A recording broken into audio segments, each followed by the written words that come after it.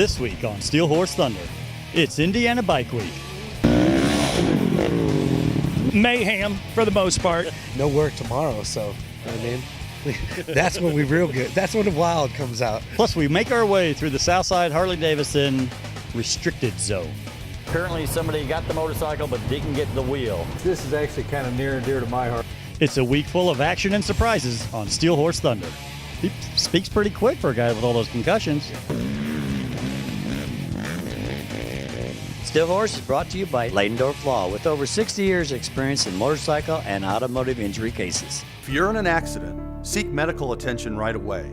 Many injuries can go undetected and manifest without a proper diagnosis. Visit Ladendorf.com to see 5 things to consider when you've been hurt. Ladendorf Law, approachable and on your side. Every Wednesday night is Bike Night here at Beale Street Tavern on the southeast side of Indianapolis.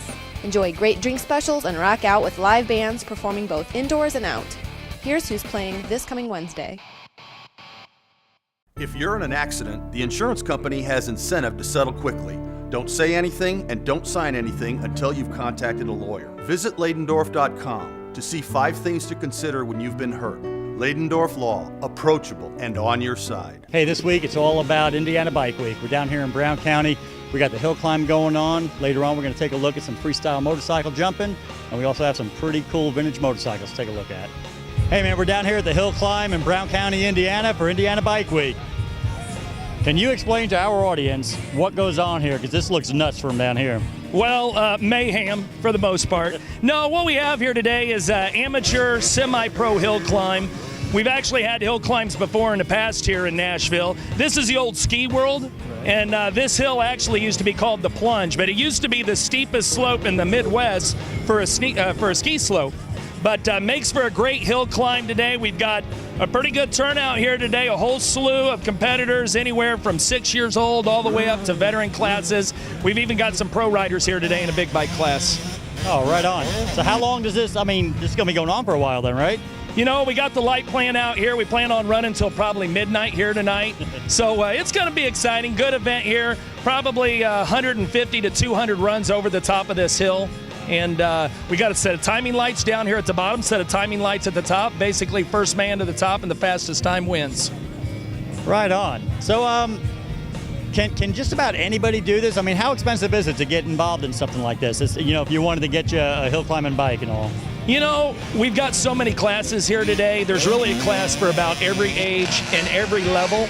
If you've got a 200cc motorcycle, a 250, minimal modifications to the motorcycle and you could be out here racing. But if you got the money, you can go all the way to the big bike class, 300 horsepower, nitro methane injected, 700-800 cc's. So we got something for everybody. Right on. Sounds like it's going to be a lot of fun. Oh, it's a good time. I tell you what, the thing is about hill climb, you either make it to the top or you roll back down. Every time a bike leaves the line down here, there's a potential for pandemonium, an awesome crash. It's a good spectator event.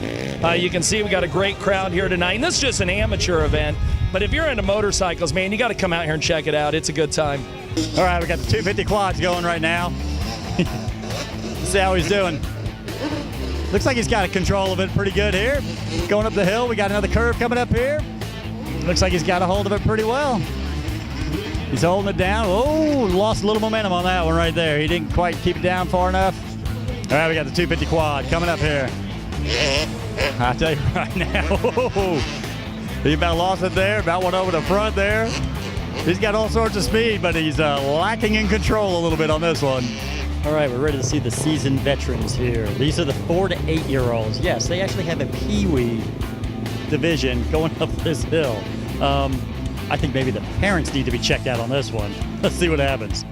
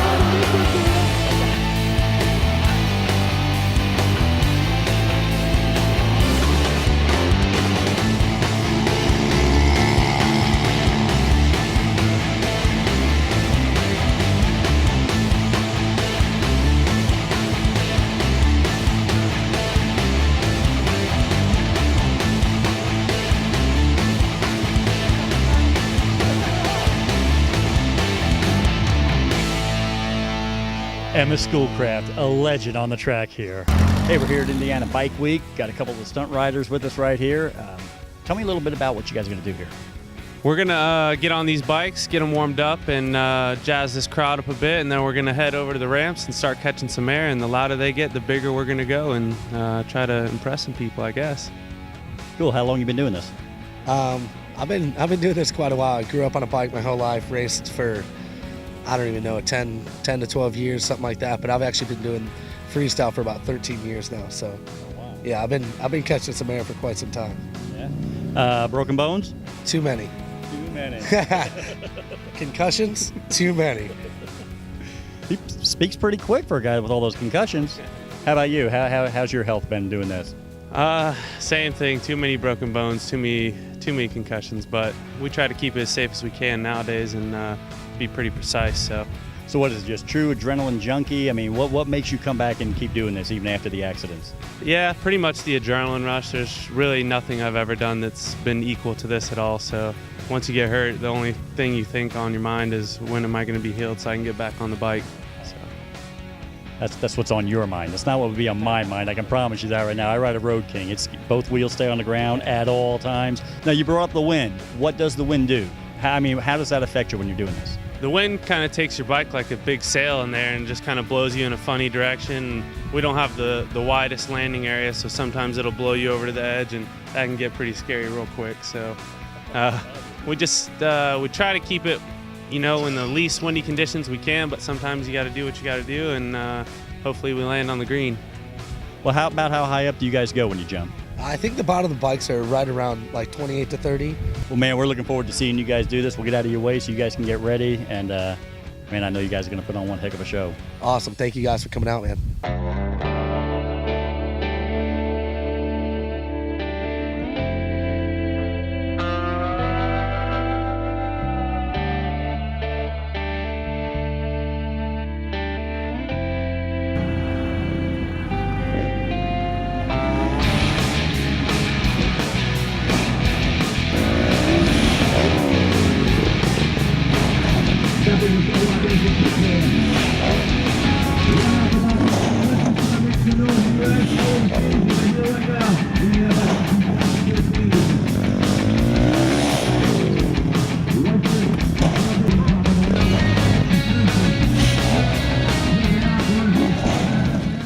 If a truck hits me and flees the scene of the accident, I'm out of luck, right? File a police report because you are entitled to compensation, even if the person leaves. There's a reason Ladendorf Law handles so many trucking accidents. Why Ladendorf? Just compensation.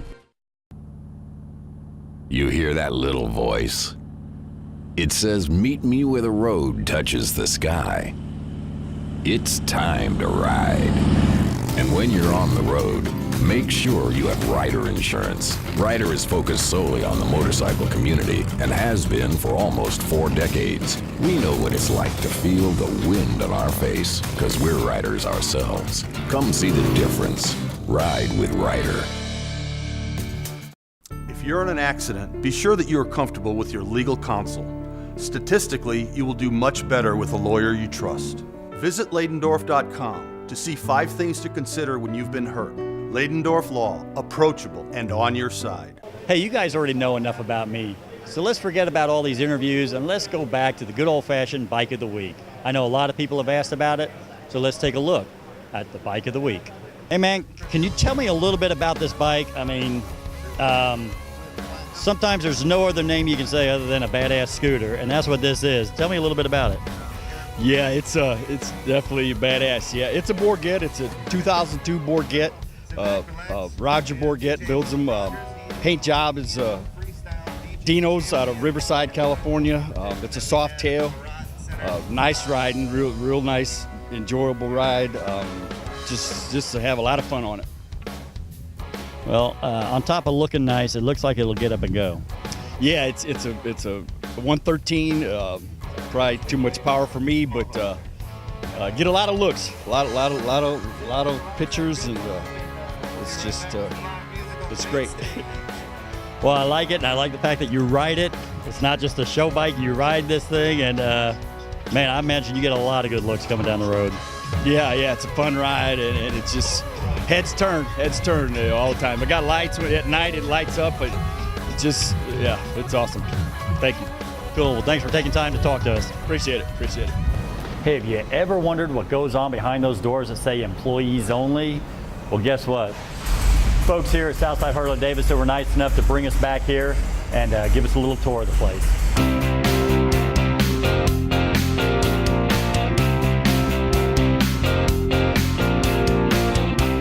Hey, we're wandering around the Southside Harley-Davidson Service Department, kind of snooping around, see what kind of new things are going on around here. And we found this bay right here. Apparently somebody got the motorcycle but didn't get the wheel. Can you tell me what the wheel's doing? Sure, Scott. Let me kind of fill you in on a little bit of the details of what we're doing here. We've actually got a custom bike that we're building for the Sturgis Rally that's coming up in August. A local builder here, a friend of ours, Jay Hart, is actually building. This is a 1972 XLCH Sportster that he's redesigned, and these are the wheels for it. We've actually laced, these are Barani racing rims that they didn't use only a few years through Harley-Davidson, so we're lacing the rims up for them. This, of course, is the back wheel for it, and over here we have the front wheel in its rarest form. We've actually polished the rims, and we've got the spokes that were made for us by Buchanan's out in California. So we're actually putting these wheels together for Jay. I'll tell you, you guys go through a lot more detail than I do. You know, generally I joke around now, and basically what I do to clean my spokes and my rims and all that, I spray them down with Simple Green or something like that. Yeah, and when it's raining out, and I roll it out of the garage and let it sit in the driveway for a while. Yeah. You know, and I gotta be honest. First time I've ever seen one completely ripped down like this. Oh yeah. So how long does it take to do something like this? Some of these guys, I mean, we've got, Steve Green, he's the tech that's working on these wheels, and he's a pro at this. I mean, I've done wheels like this all my life. Steve has too. So it'll probably take an hour to 2 hours per wheel to get them, laced up and trued. A lot of the newer mechanics, or younger mechanics, I should say, they're not really privy to, relacing wheels just for a cost factor. I mean, a lot of times it's cheaper just to buy a new wheel that's already laced up. And you can do that cheaper than lacing a wheel. It's almost a dying art anymore. There's not that many people that can actually lace a wheel through it. I would imagine. Yeah, I would imagine. All right, well, we're seeing the wheels here. Can you tell me a little bit about the bike? What it's going to be when it's done? I can tell you a little bit about it. It's based off a 1972 XLCH Sportster, which is a kickstart design 900 Sportster back in the day. And they're redesigning it. I really can't tell you a whole lot about it, basically because it is a competition and we don't want the competitors to know what we're doing. So it's kind of it's going to be unique for sure, but it's going to be something to see. And we should have it done here. We're open next week, so keep our fingers crossed. And I tell you what, I feel like I'm on an episode of Pickers right now. We've been wandering around the service department here at Southside Harley-Davidson, and I came across this gem right here. Dwayne, please tell me about this. Sure, Scott. Yeah, this is something that we've had around for a long time. I mean, it started life as a twin-engine drag bike, and back in the day when this was created, back in the 60s, it was a twin-engine side-by-side. And back then, I mean, in the days of Joe Smith and all those drag racers of that era, they always did a motor in front of another motor, so they had two engines, back to back. But what we had done was take two panhead motors and put them side by side. It was a little bit different. We had some jack shafts that we ran through here, which actually powered the back wheel. Well, we raced it a few times that way and determined that it was a little bit unsafe and a little bit hard to ride, so we turned it back into a single engine drag bike. This is a panhead bottom end with a shovel head top end on it. Of course, we stroked it and did a little bit more work to it. But the last time this bike was ridden was myself 30 years ago. Until just recently, here 2 weeks ago at the Miracle Ride, we took it out for the drag racing for Riley's kids. And it actually turned a pretty good time. It was in the 12-second bracket, 112 mile an hour, and did pretty good. So it was a lot of fun to bring it back out and, breathe some life back into it. And ran pretty strong. I was really proud of it. Well, I bet. And you said it sat for 30 years before you guys got it back out again. Now, did you run it down the... Yeah, I was the one that got to ride it 30 years ago and again this time, so it was a lot of fun. That is pretty cool. Brings back a lot of memories.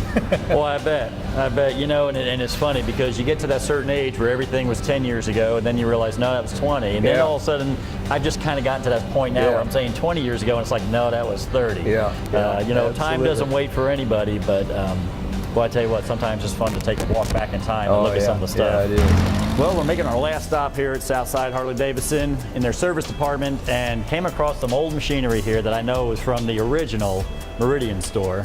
Tell me a little bit about this, man. Yeah, this is actually kind of near and dear to my heart. I mean, this is stuff that we used to use on a daily basis. I mean, a lot of the stuff that we have in the machine shop here, you know, our newer techs, of course, they're well trained. They've been to school. They've, you know, they're up to date on all the new technology that we have. But back in the day when I started as a tech, I mean, we used to rebuild our own rods. We used to build our own flywheels.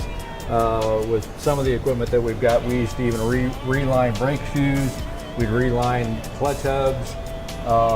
Simple tools like this, I mean, these guys, you know, they don't even use it anymore. But this is something that was part of our daily life. You know, on Meridian Street was, you know, rebuilding every part on a motorcycle. Well, I'll tell you what, you know, it's pretty cool to sit here and look at all this, and there's just so much history. Absolutely. And that's what I love about Southside Harley-Davidson. Yep. Because if you're going to take a walk back in time like we're doing today, you've got to go to Southside to do that, because you guys have been around forever. And I mean, the history here is just so rich, and it's just, I don't know, myself, I can come walk in here and it's just like, I look around, it's like, man, this is pretty cool. Yeah, there's stories to be told. I started in the mid-'70s, and I still feel like the new kid, but I mean, there's a lot of stuff that, you know, that I learned that was handed down to me from, you know, the old timers, what I call the old timers. And it's been a great ride. I mean, it's been really fun, you know, being part of this for as many years as I have, and I'd do it all over again. Yeah. Well, Dwayne, can't thank you enough. Oh, absolutely. For letting us take a tour around here, man. This has been a blast for me. I really enjoyed it. Anytime. Come on in and visit. More than 50% of those who are injured and have a case never call an attorney. Why? Maybe they don't know who to call. Many are afraid or don't like lawyers, and others just want the whole thing to go away. Call me. I can help. Legal action may not be an option in your case, but it can't hurt to find out. Call Ladendorf Law. I will speak to you about your case. Ladendorf Law, approachable and on your side. Now let's take a look at the Southside Harley-Davidson woman rider. I'm here with Heidi Pellow. Heidi, how long have you been riding your own bike? I've been riding since 2008. What do you ride? I ride an 05 Katana 600. Nice. So what made you decide to start riding your own bike? Well, I started riding with my dad when I was like 10 years old, and we spent a lot of time every weekend going out places, and got away from it for having kids and various things, and I had to get back to it, and it was always a goal to get back to riding again, and I'm making up for lost time. It's fun to make up for lost time, isn't it? Oh yes, very much. Well, what kind of riding do you do? I mean, is it mostly around town? Do you do some long trips? I mean, what is it you like about the motorcycle, being riding? Right. You know, I ride around town wherever I can go, wherever I have time. Sometimes it's shorter trips than others. I'll spend the whole day Saturday hitting the twisties down south, southern Indiana. Last year I took my first long ride, went out to Delaware, the East Coast, made it out there in one day from Indy to the East Coast, about 700 miles and almost 1,500 miles in a 4-day trip, a round trip and back. Now, what about that long trip? What are some memories about that? Oh my gosh, it was, well, we were fortunate, had excellent weather, got to see lots of things along the way, just the experience and the accomplishment of being able to ride that far and having that much freedom on the road, and you know, it just flew by. It was 14 hours in a heartbeat, I think, you know, but yeah, it was a great trip. Seeing the coast on the bike was a pretty cool experience too. So now when you take a long trip like that, are you on highway? Do you do like interstate? Do you do the 2-lane highways, or do you just do a mixture of all of it? Right. It was a mixture. On the way out, we were kind of in a hurry to get out there, so that was pretty much all highway. But on the way back, we took some nice roads down through West Virginia. Wow, lots of twisties, lots of hours on the twisties. It was a good time. So. Yeah, West Virginia has a lot to offer when it comes to the roads. Well, I thank you very much for taking time to talk with us, and I hope you enjoy the catching up with all the time that you lost in the past, that you can catch up and have a great time on that bike. Thank you very much. Now let's see where the next exciting adventure takes us on the Ladendorf Law event calendar.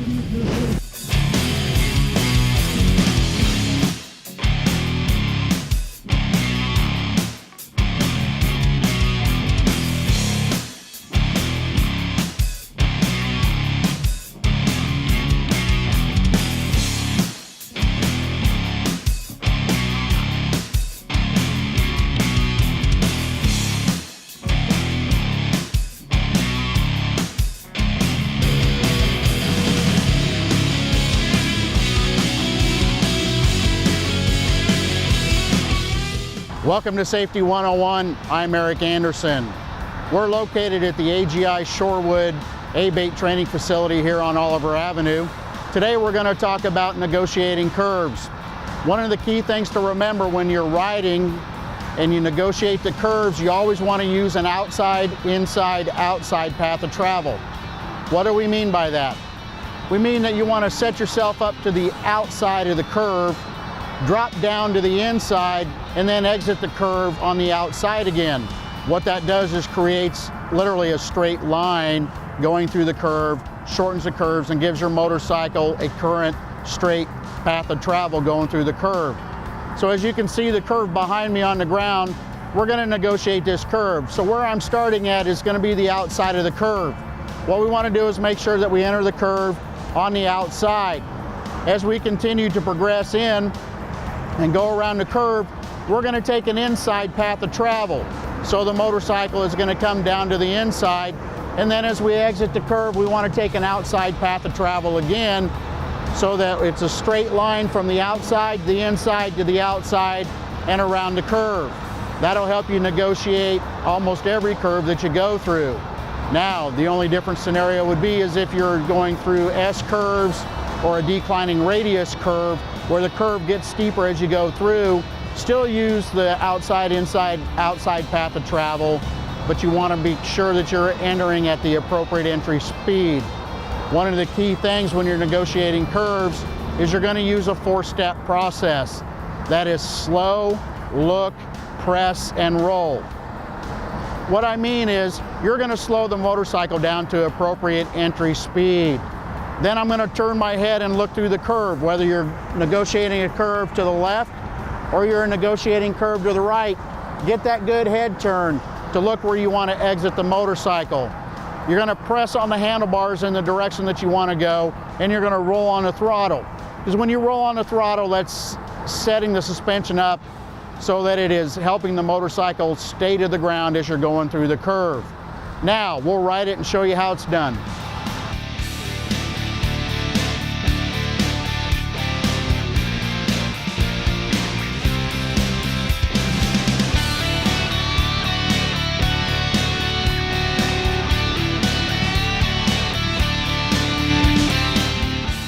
Hey, we're here at Indiana Bike Week.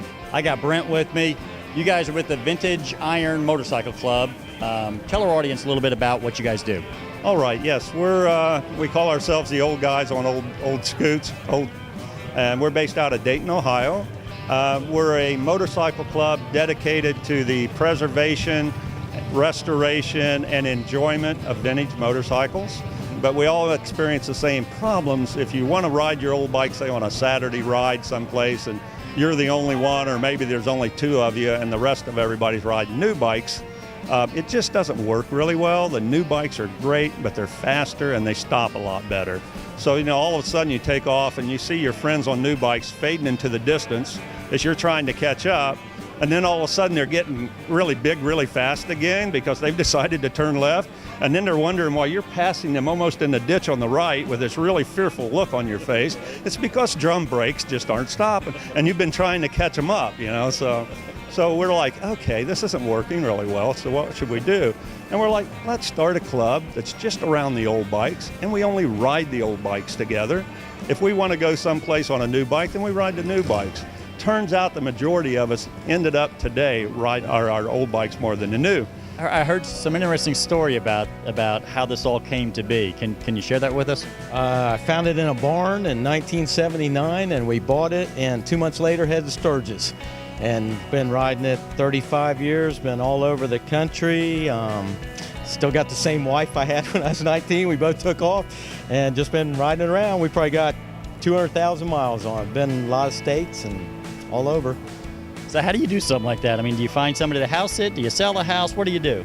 Yeah, sell everything you own and jump on a bike with we had no plans. All we knew is we was going to Sturgis. And then from there, we just rode around till the money run out and then stopped and got a job somewhere. Wait till we saved up enough, rode again. So, yeah, so. Now, that is like, I can remember me as a young guy. I mean, that's all I wanted to do when I got my first bike. It's like, man, I'm getting rid of everything. I'm heading out west. Yep. I'm in envy when I meet somebody that really did that. I was too dumb to know the difference. We were both 19. I just got married, and we said, let's go. And we took off. That's all we knew. And you're still married to the same wife, still married to the same bike. Yep, exactly. Yeah. I hear you got some good ink, too. I came home from, I think we were in Texas, and I came home, and everybody's telling me I was on the cover of In the Wind. And it turned out being In the Wind 27. And we're on the cover of that, her and I on this motorcycle, and ended up getting a tattoo on my arm of that, yeah. Hey, we're here with all these vintage bikes, and Kenny, your bike here kind of stands out a little bit. Tell me a little bit about that. It's a 66 Sportster from back in the day where they built the motors big and stretched them out a little bit, keep them on the ground, and it's kind of just a favorite of mine out of one of my collection that I did about 4 or 5 years ago.